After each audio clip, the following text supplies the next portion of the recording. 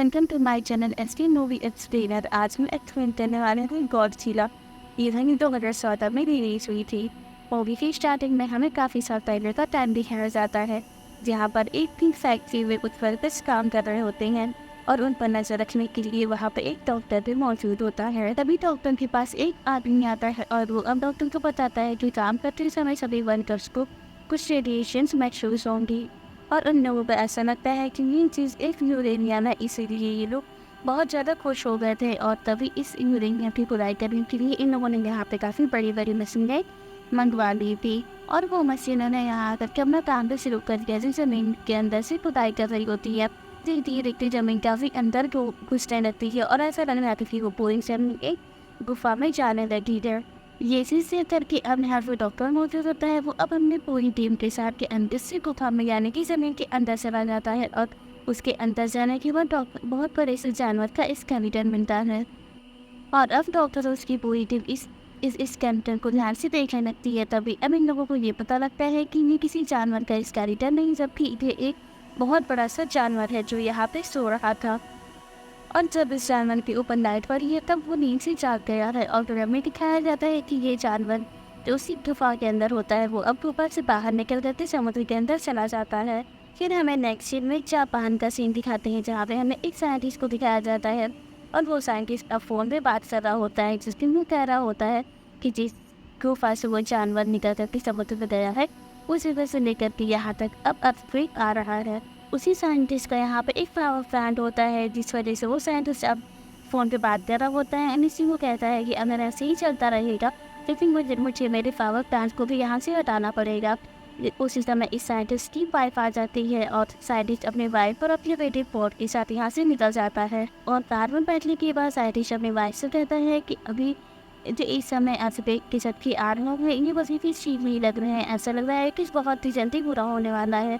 इसीलिए मैं चाहता हूँ कि तुम मेरे पावर प्लांट पे रहोगे मेरे कुछ टीम के साथ। फिर हमें उस साइंटिस्ट को दिखाया जाता है जो अब एक लैब में गया होता है और वहाँ जाकर कि वो अपनी पूरी टीम के साथ मिल सकते ये पता लगाने की कोशिश कर रहा था कि अर्थक्वेक के झटके आ कहाँ से रहे हैं।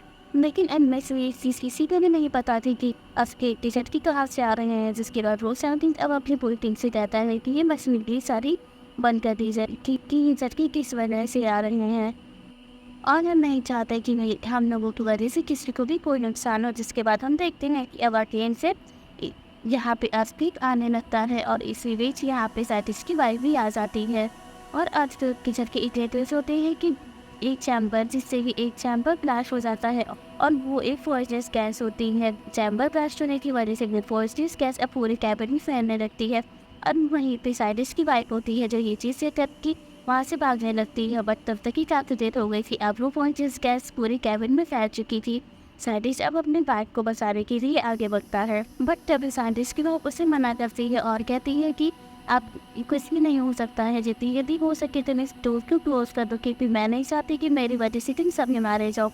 अब ये चीज़ के साइंटिस्ट को ना चाहते हुए भी डोर को क्लोज करना पड़ता है, जिससे कि अब पॉइजनस गैस आगे की तरफ नहीं बढ़ पाती है। लेकिन साइंटिस्ट यहाँ पे काफ़ी दुखी होता है क्योंकि उसकी वाइफ तो अब उसी कैबिन के अंदर रह गई है जिसमें वो पॉइजनस गैस होती है। साइंटिस्ट अपनी वाइफ को लेकर काफ़ी रो रहा होता है और वहीं डोर की दूसरी साइड साइंटिस्ट की वाइफ होती है जो अब साइंटिस्ट से कहती है कि अब हमारे बेटे फोर्ड का ध्यान रखना। अब फिर हम देखते हैं कि रेडिएशन होने की वजह से अब फोर्ड का पूरा पावर प्लांट ब्लास्ट हो जाता है और फोर्ड जो अपने स्कूल में बैठ कर के ये सब कुछ देख रहा होता है।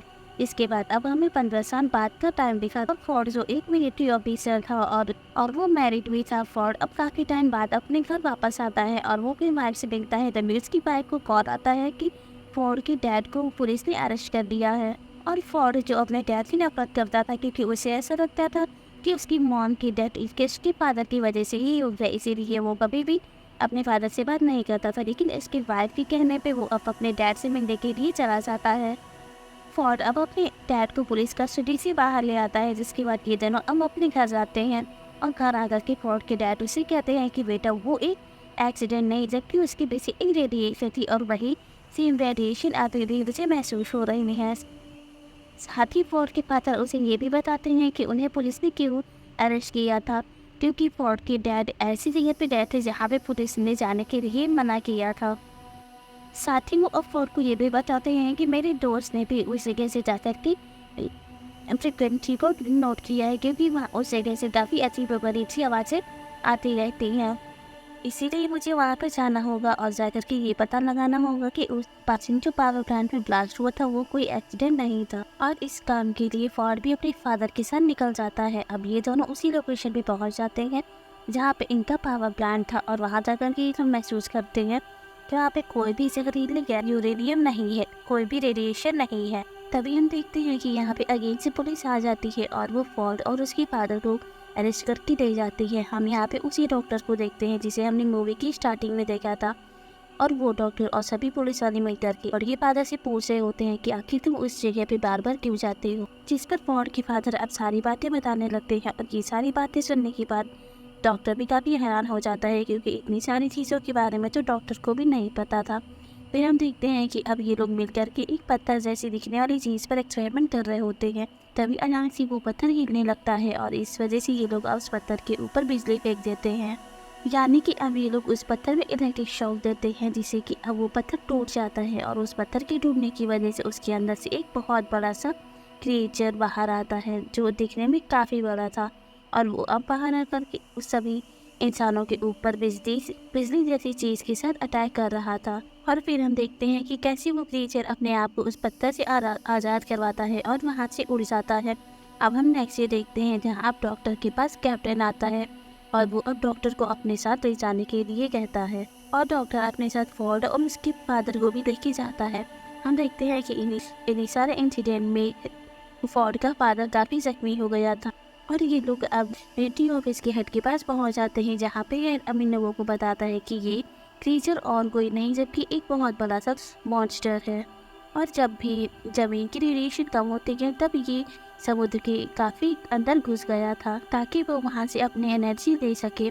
जिसके साथ अब इन लोग को ये भी बताते हैं कि हमारी कंपनी को भी इसे ढूंढने के लिए बोला गया था, वो और उसे मार देने का ऑफर मिला था। ये क्रीचर और कोई नहीं जबकि गॉडजिला है, इसी गॉडजिला बोलते हैं। और गॉडजिला को ये लोग अर्थक्वेक समझ रहे हैं, समुद्र की गहराइयों में घुस गए। जब वो अपनी एनर्जी को ले लिया था तब वो वहाँ से चलते चलते सीधे जापान के एक पावर प्लांट में घुस गया था, क्योंकि ये अपने आप को उस जगह पे रखता है जहाँ से एक ही बार काफ़ी सारी एनर्जी मिल सके। और हम देखते हैं कि अब फॉर्ड के फादर यानी कि उसी साइंटिस्ट की मौत हो जाती है। ये चीज़ देख करके सभी लोग काफ़ी हैरान हो जाते हैं, और सभी को ऐसा लगता है कि आज ये मरा है तो फिर कल किसी की बीमारी आ सकती है, कल कोई भी मर सकता है। जिसके बाद हम देखते हैं कि अब हेड के पास एक कॉल आता है, और हेड को अब ये पता लगता है कि समुद्र से काफ़ी तेज सी रेडिएशन आ रही है, और साथ ही अब क्रिएचर गॉडजिला उसी समुद्र के अंदर छुपा हुआ है, क्योंकि वो समुद्र के अंदर न्यूक्लियर बॉम्ब को खा रहा था, क्योंकि उसी न्यूक्लियर काफ़ी तेज़ी से एनर्जी मिल रही थी। साथ ही उन्हें समुद्र से किसी और भी चीज़ का सिग्नल आ रहा था। इस चीज़ का पता लगाने के लिए अब समुद्र के पास कुछ लोगों को भेजा जाता है, और जब वो लोग समुद्र के पास जाते हैं तब वो देखते हैं कि समुद्र के अंदर से एक बहुत बड़ा सा जानवर बाहर आ रहा है, और ये जानवर वही था जिसकी वजह से पूरे शहर में अर्थक्वेक सी आ रही थी, और वो अब शहर के अंदर भी घुस चुका है, काफ़ी गुस्से में आ रहा था। और अब नेक्स्ट डे हमें टीवी में न्यूज़ का स्क्रीन दिखाया जाता है कि समुद्र के अंदर से जो एक बहुत बड़ा जानवर निकला था वो अब गॉडजिला को देख करके वहाँ से भाग गया है, और वो जानवर अब समुद्र के अंदर जा करके और भी सारे जानवरों को अपने साथ मिला रहा है। फिर हम अब डॉक्टर की टीम में एक लड़की को देखते हैं जो अब सभी लोगों को ये बता रही थी कि हमने काफ़ी टाइम पहले 2 अंडों को देखा था, और उन्हीं में से एक अंडे से एक जानवर निकल करके जापान के पावर प्लांट में घुस गया था, और दूसरे अंडे का क्या हुआ ये हमें नहीं पता था, और दूसरे अंडे का क्या हुआ ये हमें नहीं पता है, क्योंकि उसे सेफ्टी एक जगह पे रखवा दिया गया था। अब उस अंडे को चेक करने के लिए वहाँ पे कुछ लोग भेजे जाते हैं, और जब वो लोग अब उस अंडे को चेक करने के लिए वहाँ जाते हैं तब उन्हें पता लगता है कि उस अंडे से जानवर निकल करके भाग गया है। उस अंडे से जो जानवर निकला होता है वो वही खतरनाक जानवर था जो अब पूरे शहर में घुस करके तबाही मचा रहा था। और अब उन दोनों क्रिएचर को ढूंढने के लिए पुलिस के पीछे लगा दी जाती है। वही अब हम डॉक्टर को देखते हैं जो अब टीवी में एक दूसरे क्रिएचर की फुटेज देख रहे होते हैं, और उन्हें पता लगता है कि इस दूसरे क्रिएचर के पास तो पर है जैसे पहले क्रिएचर के थे, और सर्च करने पे नहीं पता लगता है कि जिसकी पर नहीं है वो एक फीमेल क्रिएचर है, और जिसकी पर है वो एक मेल क्रिएचर है। और अब वहीं पे फॉर्ड वो भी एक सोल्जर था, इसीलिए उसी आर्मी के साथ अब हर जगह पे भेज दिया जाता है। उन दोनों क्रिएचर को रोकने के लिए यहाँ पे अब हम वहीं दूसरी तरफ अब हम कैप्टन को देखते हैं, जो अब हेड से कह रहा होता है कि ये दोनों क्रिएचर काफ़ी खतरनाक है और ये पूरे शहर को तबाह कर रहे हैं, हमें इन्हें रोकना चाहिए। तभी हेड अब कैप्टन से कहता है कि हमें इन दोनों क्रिएचर को एक बहुत बड़े बम से उड़ा देना चाहिए, जिस पर कैप्टन हेड से कहता है कि इससे वो लोग नहीं मरेंगे क्योंकि उन्हें न्यूक्लियर एनर्जी चाहिए और जब हम लोग उनके ऊपर बम ब्लास्ट करेंगे तो उन्हें वो एनर्जी मिल जाएगी, इससे वो और भी ज़्यादा ताकतवर हो जाएंगे। जिस पर हेड कैप्टन से कहता है कि हम और कर भी क्या सकते हैं, हमें एक बार ये रिस्क लेना ही चाहिए। फिर अब हम उन दोनों क्रिएचर को देखते हैं, ये लोग अब अपनी एनर्जी यानी कि अपनी रेडिएशन को लेने के लिए समुद्र के अंदर जा रहे होते हैं, क्योंकि समुद्र के अंदर से उन्हें काफ़ी सारी रेडिएशन बहुत जल्दी से मिल जाती है। वहीं दूसरी तरफ अब हम गॉडजिला को देखते हैं, जो इन्हें मारने के लिए उनके पास आ रहा था। साथ ही यहाँ पे अब मिलिट्री के सभी सोल्जर्स होते हैं, जो अपने साथ न्यूक्लियर बॉम्ब को लाए होते हैं और वो लोग उस न्यूक्लियर बॉम्ब को एक शिप पे रख करके समुद्र के पास भेज रहे होते हैं। तभी यहाँ पे फीमेल क्रिएचर आ जाती है और वो अपने साथ न्यूक्लियर बॉम्ब को उड़ाने जाती है। और फिर हमें उन दोनों क्रिएचर को दिखाते हैं, ये लोग अब न्यूक्लियर बॉम्ब को अपने साथ लेकर के काफ़ी दूर चले गए होते हैं, क्योंकि अब उन्हें वो मिल गया था जिससे उन्हें एक ही बार में काफ़ी सारी एनर्जी मिल सकती थी। ऐसा होने की वजह से हेड और कैप्टन दोनों का प्लान अब फेल हो गया था, जिससे कि अब ये सभी लोग काफ़ी ज़्यादा परेशान हो गए थे। यहाँ पे अब हेड कैप्टन से कहता है अब हम कुछ नहीं कर सकते हैं और शायद हमारी जान अब गॉडजिला ही बचा सकता है। इसके बाद अब हम उन दोनों क्रिएचर को देखते हैं, ये लोग अब शहर में काफ़ी बुरी तबाही मचा रहे होते हैं। तभी यहाँ पे अब गॉडजिला आ जाता है और साथ ही मिलिट्री भी वहाँ पे मौजूद थी। तभी हम देखते हैं कि ये लोग अब साइज में काफ़ी बड़े होते हैं और यहाँ पे अभी सिर्फ मेल क्रिएचर था जिसे गॉडजिला आसानी से मार रहा था वो, और इन दोनों के बीच फाइट भी हो रही थी। तभी अब गॉडजिला इस मेल क्रिएचर को मारने जा ही रहा होता है, तभी पीछे से अब फीमेल क्रिएचर आ जाती है और वो गॉडजिला के ऊपर अटैक करती है। साथ ही यहाँ पे अब जितने भी मिलिट्री और लोग होते हैं वो सभी पीछे हट जाते हैं, क्योंकि इस फाइट में काफी तोड़फोड़ भी हो रही थी और अब गॉडजिला अकेले ही इन दोनों क्रिएचर से फाइट कर रहा था और ये चीज इसके लिए काफी मुश्किल था। इसके बाद अब हम दूसरी तरफ मिलिट्री को देखते हैं और वो अंडरग्राउंड में जा करके उन्हें काफी सारे अंडे मिलते हैं।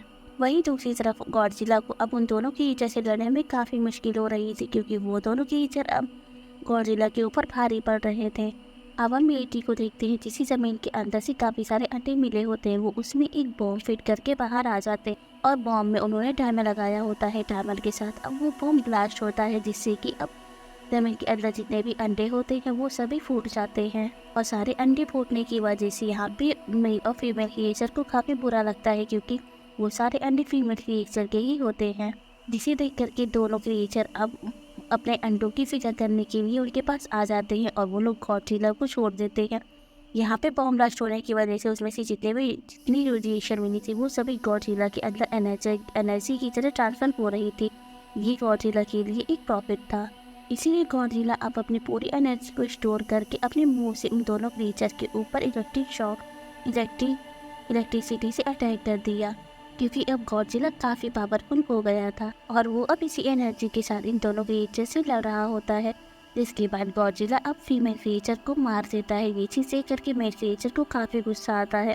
साथ ही उसे अब मिलिट्री के ऊपर भी गुस्सा होता है कि उन्होंने उसके सारे अंडों को फोड़ दिया है और अब गॉडजिला ने मेल क्रिएचर को मार दिया होता है। वहीं पे फीमेल क्रिएचर ये देख करके उसे काफ़ी गुस्सा आता है और साथ ही उसका गुस्सा अब मिलिट्री के ऊपर भी होता है, क्योंकि मिलिट्री वालों ने उसके सारे अंडों को फोड़ दिया था। इसीलिए फीमेल क्रिएचर अब फोर्ड के पीछे आती है उसे मारने के लिए, लेकिन जब तक कि पीछे से गॉडजिला आ जाता है और वो अब फीमेल क्रिएचर का मुंह पकड़ करके उसके अंदर सारी की सारी रेडिएशन को डाल देता है और रेडिएशन अंदर जाने की वजह से फीमेल क्रिएचर को काफ़ी दर्द होता है और इस दर्द को फीमेल क्रिएचर नहीं सह पाती है, जिसकी वजह से उसकी वहीं पे मौत हो जाती है। और इन सारे इंसिडेंट में फोर्ड भी काफ़ी इंजर्ड हो चुका था, लेकिन आर्मी अब फोर्ड की मदद कर रही है और उसे फॉरेन हॉस्पिटल लेकर के जाती है। अब नेक्स्ट डे हमें गॉडजिला को दिखाया जाता है और लोगों को ऐसा लगता है कि गॉडजिला अब इंसिडेंट में मर गया है, लेकिन ऐसा नहीं था। गॉडजिला काफ़ी थक चुका था, इसीलिए वो वहीं पे सो रहा होता है। लेकिन कुछ देर बाद गॉडजिला उठता है और वो समुद्र के अंदर वापस जाने की कोशिश करता है, क्योंकि गॉडजिला यहाँ पे किसी को भी नुकसान पहुँचाने नहीं आया था। उसकी दुश्मनी सिर्फ और सिर्फ उन दोनों के ईर्ष्या से थी जिसे उसने मार दिया था, और अब मारने के बाद वो वापस समुद्र के अंदर चला जाता है। वहीं हम फोर्ड को देखते हैं, जो अब ठीक होकर के अपनी वाइफ और अपने बेटे के पास जाता है और वो उनके साथ एक हैप्पी लाइफ बिताता है। अब यहाँ पे सब कुछ ठीक हो जाता है इसी के साथ इस मूवी की एंडिंग हो जाती है। Thank you for watching.